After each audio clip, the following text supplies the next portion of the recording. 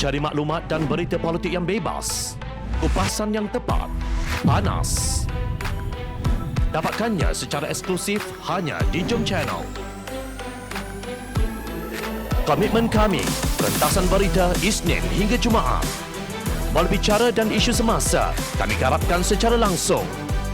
Panel-panel berkaliber dan profesional. Interaktif, pandangan anda kami raikan. Jangan lupa bersama kami di setiap hujung minggu dalam edisi khas mingguan. Jom Channel, moving forward, sharing a new experience.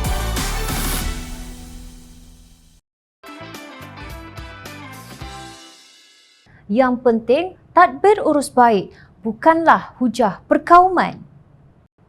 Guinea ialah sebuah negara yang terletak di barat Afrika. Kira-kira 85% daripada 12.77 juta penduduknya beragama Islam, 8% Kristian dan selebihnya masih mengamalkan agama nenek moyang mereka. Kini pasukan khas tentera Guinea telah merampas kuasa dan menahan Presiden Alpha Conde serta menguatkuasakan darurat tanpa tempoh khusus. Mengapakah negara yang majoriti rakyatnya beragama Islam ini bergolak?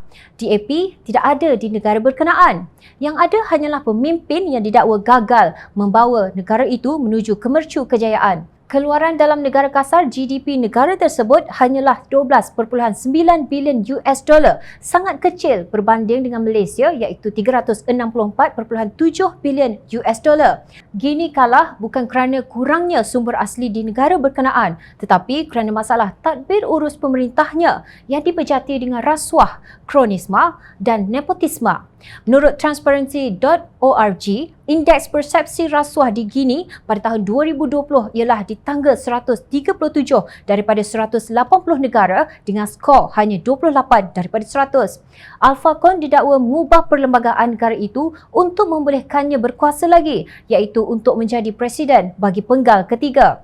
Tindakan Alpha Conde ditentang oleh rakyatnya dalam satu tunjuk perasaan puluhan tewas. Ketua Perampas Kuasa Kolonel Mamadi Domboya mendakwa beliau tiada pilihan dan terpaksa bertindak atas nama sekitar 12.7 juta rakyat Guinea. Menurut beliau, pemerintah tidak komited melaksanakan kemajuan dalam sektor ekonomi sejak merdeka daripada Perancis pada tahun 1958. Episod ini menunjukkan rakyat tetap marah walaupun pemimpin sama bangsa dan agama selagi mereka korup dan mementingkan perut sendiri. Justru, apakah kaitannya Malaysia dengan rampasan kuasa yang berlaku di negara Afrika Barat ini? Senarionya hampir sama. Malaysia kini didominasikan oleh pemerintah satu kaum dengan gabungan rasis dan menunggang agama yang dibelit scheme of things dan ganimah politik. Rakyat pula dimomokkan dengan hantu DAP. Seolah-olah DAP yang menjadikan rakyat miskin dan hilang pekerjaan. Pada masa yang sama, perampas kuasa mandat rakyat iaitu langkah Sheraton diraikan dengan jawatan-jawatan menteri, timbalan menteri atau bertaraf menteri yang kita tidak tahu apakah fungsinya. Mereka itu yang dahulu digelar oleh Presiden PAS sebagai kera mengambang, kini dirangkul oleh parti itu dalam rampasan kuasa yang menyebabkan COVID-19 mencanak naik. Apabila Pakatan Harapan menuntut agar undi percaya diadakan semasa Parlimen bersidang pada 13 September nanti sebagaimana titah yang di-Pertuan Agong, lalu bersuara Peguam Negara Tan Sri Idrus Harun, tak perlu. Pantas kenyataan ini disokong oleh Naib Presiden PAS Idris Ahmad apabila Tan Sri Mahyidin Mat Yassin yang dikecam oleh UMNO sebagai kerajaan gagal dilantik sebagai pengerusi Majlis Pemulihan Negara MPN, lalu bersuara Ketua Penerangan PAS Kamaruzaman Muhammad menjustifikasinya.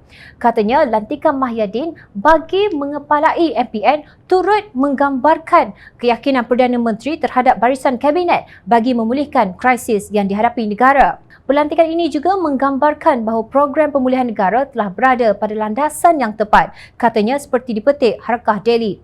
Beliau juga menegaskan Mahyidin diperlukan untuk mengepalai program pemulihan negara melalui lantikan beliau sebagai pengerusinya. Kelakar. Kalau Mahyidin diperlukan, kenapa sebelum ini beliau dijatuhkan oleh UMNO?